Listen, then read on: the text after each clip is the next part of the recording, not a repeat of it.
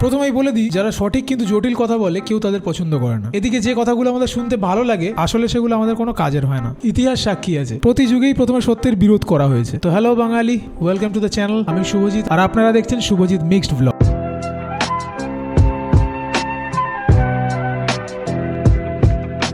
Nikola Tesla যে সময় wireless electricity আবিষ্কার করেছিল, সেই সময় তাকে পাত্তা না দেওয়ার ফলাফল আজ আমরা দেখতে পাই পৃথিবী জুড়ে তারের জঞ্জাল। আজ এত বছর পর ঘুরে ফিরে আমরা ওয়্যারলেস চার্জার বানিয়ে রেলা মারছি। আজও আমাদের চোখের সামনে আমরা অনেক কিছুই দেখে থাকি যেখানে কোনো বিষয়কে একই সঙ্গে আমরা কেউ একজন ভুল তো কেউ ঠিক বলে দাবি করছি। Sounds relatable, right? এরকমই একটা বড় ভুল যেটা বহু কাল ধরে আমরা মেনে চলেছি। আজকের টপিক আমাদের এডুকেশন সিস্টেম। আমরা সবাই জানি যে ব্যাপারটার মধ্যে প্রচুর ভুল ভ্রান্তি রয়েছে। তো আসুন একটা ভিডিওর মাধ্যমে ব্যাপারটা ভালো করে বোঝা যাক। অডিওটা হিন্দিতে আছে, কিন্তু আমি মনে করি বাঙালিরা হিন্দি খুব ভালোই বোঝে। भारत के एजुकेशन सिस्टम में दो कमी है, ना एजुकेशन है ना सिस्टम। सरकारी स्कूल की बात करें, वहाँ इंफ्रास्ट्रक्चर नहीं है, ढंग के टीचर नहीं है, क्वालिटी की एजुकेशन नहीं है। और प्राइवेट स्कूल की अगर बात करें तो उनकी फीस और नखरे इतने ज्यादा है कि आम आदमी की औकात नहीं है। और जैसे तैसे ऐसी सिस्टम से कोई पढ़ भी ले तो भाई फिर नौकरी भी नहीं है। और बचपन से ही आपकी ट्रेनिंग स्टार्ट हो जाती है। माँ बाप भाई बहन रिलेटिव सब ये समझाते हैं अगर आपके मार्क्स नहीं आए और जॉब नहीं लगी तो आपकी जिंदगी बेकार। और लाइफ की क्रिएटिविटी को आप रखते हो साइड में, और ये अच्छे मार्क्स और अच्छी जॉब पाना आपका सपना बन जाता है। एक गरीब आदमी के पास आज की डेट में गरीबी से बाहर आने का एक ही तरीका है, एजुकेशन। कि अगर मेरा बेटा पढ़ लिख गया, उसका करियर बन गया, लाइफ सेट हो गई, तो हम गरीबी की रेखा से बाहर निकल जाएंगे, हम भी सेट हो जाएंगे। इस उम्मीद में बहुत पैसे खर्च करता है, बहुत मेहनत करता है, बहुत संघर्ष करता है, लेकिन ये एजुकेशन सिस्टम उसका करियर बनाने के बजाय बर्बाद कर देता है और लाइफ सेट नहीं होती। कई बार तो इसी फ्रस्ट्रेशन में वही स्टूडेंट अपनी लाइफ अंत कर लेता है। 368 प्यून की जॉब के लिए 1.5 लाख ग्रेजुएट और 24,968 पोस्ट ग्रेजुएट ने अप्लाई किया। एजुकेशन के लिए कोई गहने गिरवी रख रहा है, कोई जमीन बेच रहा है, इस उम्मीद में कि मेरे बेटे की लाइफ सेट हो जाएगी, करियर बन जाएगा। लेकिन इतना कुछ करने के बाद भी नौकरी मिलती नहीं है, और मिल भी जाए तो ऐसी नौकरी कि पूरा मूल तो छोड़ो, ब्याज भी नहीं चुक सकता। ASER की रिपोर्ट के हिसाब से 83% एजुकेटेड इंडियंस एम्प्लॉयबल ही नहीं है। 93% लोग नौकरी के लायक ही नहीं है, अनएम्प्लॉयड है या अंडर एम्प्लॉयड है। कई सर्वे में 80 होता है, कई सर्वे में 90 होता है। इतना बड़ा फगर आखिर क्यों? जो ज्यादा रट लेता है उसके ज्यादा मार्क्स आते हैं। अब 95% जिसके संस्कृत में आए हैं वो भी संस्कृत नहीं बोल पा रहा है। 12-12 साल लगाने के बाद भी लोग इंग्लिश नहीं बोल पा रहे हैं, और बिना किसी बुक को पढ़े 5 साल का बच्चा सीख लेता है क्योंकि उसको वैसा एनवायरनमेंट मिल जाता है। तो आज के एजुकेशन सिस्टम के चक्कर में बंदे में वो क्वालिटी डेवलप हो ही नहीं पाती जो कि आज का बाजार डिमांड कर रहा है। इसी चक्कर में उसकी नौकरी नहीं लग रही। इंडिया के सिलेबस में क्या है भाई साहब? भारत के स्कूल के सिलेबस में क्या है? A+B का whole square is equal to A² + B² + 2AB। इसका रियल लाइफ में क्या यूज है किसी को नहीं पता, न प्रिंसिपल न टीचर न बच्चे, बस पढ़ाए चले जा रहे हैं। चैट बॉक्स में टाइप करके बताओ किसको sin थीटा बटे cos थीटा काम आया, किसको पाइथागोरस थ्योरम आगे जाके काम आई है। हर किसी को सेम सिलेबस और सेम चीज सिखाई जाती है बिना उसकी कैपेबिलिटी देखे, और क्रिएटिविटी का तो दूर दूर तक मतलब नहीं होता। बस रटो, उल्टी करो, पास हो जाओ, और किसी से मतलब नहीं है।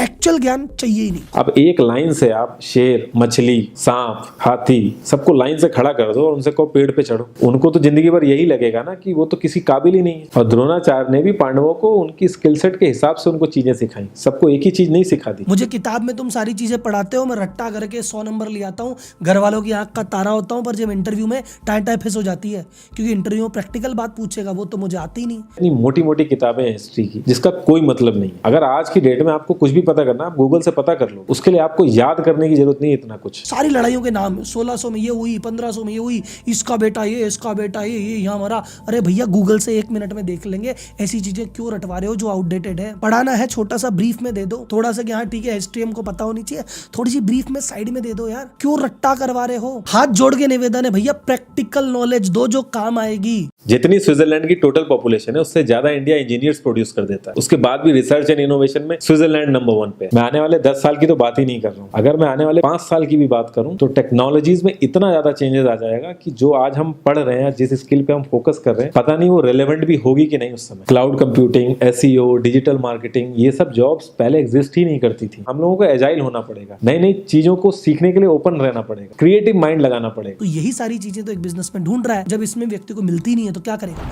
या तो हायरिंग ही नहीं करेगा, या हायरिंग करेगा तो जूनियर ओहदे पे करेगा, कम सैलरी देगा, ज्यादा तुमको देगा नहीं, कभी तुम्हारी ग्रोथ नहीं होगी। तुम्हारा जो ऐसा चरित्र बना जिसकी वजह से ना नौकरी लग रही ना ग्रोथ हो रही, क्यों? क्योंकि स्कूल कॉलेज ने तुम्हें ऐसा बनाया। लोग अपनी 25% से ज्यादा जिंदगी इस करंट एजुकेशन सिस्टम में लगा देते हैं ताकि अपने से कम पढ़े लिखे आदमी की कंपनी में जाके उसके सपने पूरे कर सकें। और ये सारी चीजें जो मैं बोल रहा हूँ ना, इसका रूट कॉज फाइंड आउट करने के लिए हमें थोड़ा सा पीछे जाना पड़ेगा। आज का जो एजुकेशन सिस्टम है वो डिजाइन किया गया है ब्रिटिश इंडिया के टाइम का। लॉर्ड मैकॉले ने इस सिस्टम को डिजाइन किया था। उस समय इनको काम करवाना था बहुत सारा, एक एजुकेशन पॉलिसी लाओ। एजुकेशन सिस्टम का मतलब होता है किसी भी स्टूडेंट में एक चरित्र का विकास करना, उसे एक बढ़िया समझदार सभ्य नागरिक बनाना। लेकिन अंग्रेज ऐसा क्यों सोचेंगे कि भैया हमें अच्छा आदमी बनाना है? बोले हमें तो ऐसा आदमी बनाना जो हमारे काम का हो। तो बैठ के मैकॉले और उस जो टीम थी और उस समय के जो लोग थे कि भैया कैसे आदमी चाहिए बताओ।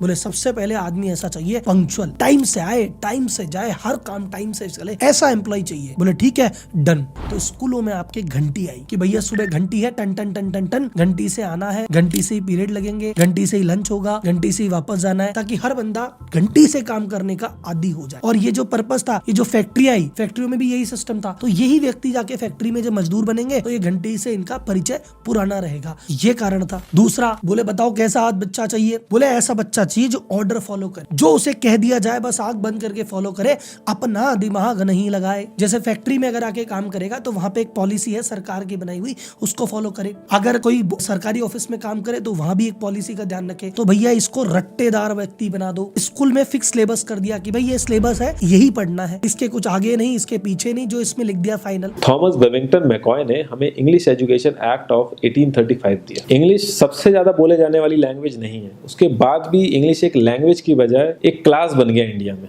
रशिया, चाइना, फ्रांस, ये सब जगह इतना ऑब्सेशन नहीं है इंग्लिश को लेकर जितना इंडिया में। मैं आईएएस पीसीएस की तो बात नहीं करता हूँ, वो तो एक पैशन की बात होती है। लेकिन कुछ लोग 5-5, 6-6 साल से तैयारी कर रहे हैं कि कोई भी गवर्नमेंट जॉब मिल जाए। उनसे पूछोगे क्यों ऐसे इतने टाइम से लगे हुए हो, तो वो एक ही चीज बोलेंगे कि जॉब सिक्योर है। मतलब आप काम नहीं भी करोगे तो आपको निकाला नहीं जाएगा। ये सारी कामचोरी वाली बातें, क्योंकि हमारा जो करंट एजुकेशन सिस्टम है वो इतना कॉन्फिडेंस ही नहीं देता है कि हम अपनी स्किल के दम पे कहीं जाके काम करें और हमें निकलने का डर ना हो। पहले के जो फोन होते थे गोल गोल घुमा के उसमें डायल करना होता था, आजकल का फोन इतना अपडेट हो गया है कि हम वीडियो कॉलिंग तक कर सकते हैं। आपका टीवी बदल गया, आपका फ्रिज बदल गया, आपका एक एक इक्विपमेंट बदल गया, पर आपका एजुकेशन सिस्टम वही 100 साल पुराना सड़ा हुआ सा सिस्टम जो अब किसी काम का नहीं। এটা দুটো বড় বড় ইউটিউবারের রেকর্ডিং, ডেসক্রিপশন বক্সে এই দুই ব্যক্তির পুরো ভিডিও আমি লিংক দিয়ে দেবো, যদি চাও তো তোমরা গিয়ে দেখতে পারো। আমাদের এডুকেশন সিস্টেম সম্পর্কে তোমরা যা যা শুনলে তোমাদের কি মনে হয় কমেন্টে জানাও অবশ্যই। লাইক, শেয়ার আর সাবস্ক্রাইব করতে ভুলবে না। শুভজিৎ মিক্সড ব্লগে বিভিন্ন রকমের ইম্পর্ট্যান্ট